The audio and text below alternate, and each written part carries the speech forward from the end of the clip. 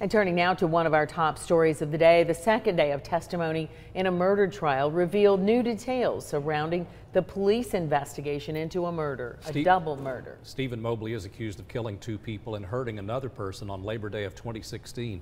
Tanisha Cordell has been in the courtroom all day listening to the testimony. Tanisha, what's the latest?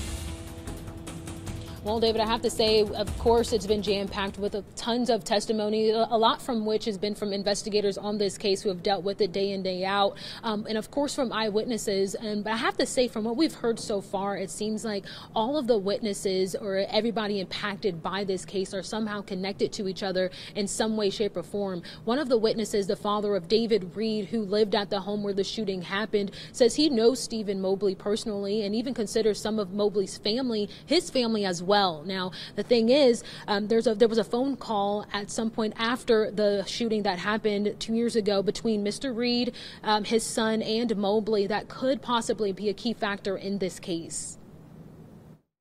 Dan Reed was the 9th witness called to the stand in the double homicide trial of Stephen Mobley. Reed considered the victims, Jasmine Hines and Rashad Taylor, family. I was around them so much, right?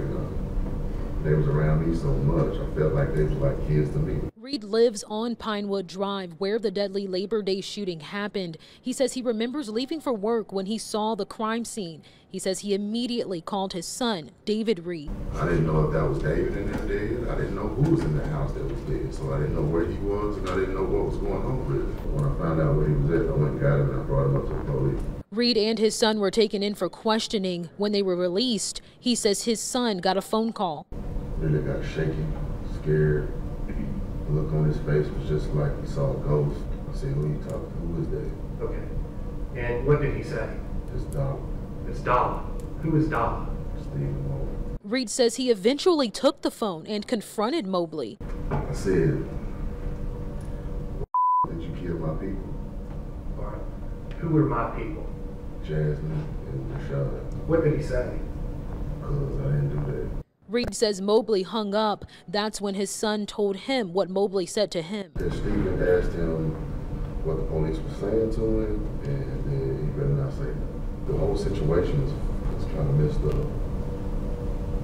You know, that's family talking family. Right. Saying that you don't do some to your family. Now, as I mentioned before, the majority of today's testimony has been from investigators, mainly from the TBI and the Chattanooga Police Department. They've discussed DNA testing, fingerprinting, and ballistics from bullets that they found at the scene. But according to those investigators, they haven't technically been able to connect a gun to Mobley because they simply didn't have the gun to test. All they were working with was 4 bullets that, again, that were sent from that scene to their testing labs. I'll have more coming up at 6. For now, live in Hamilton County, Tanisha Cordell, Channel 3 Eyewitness News. Thank you. You know what?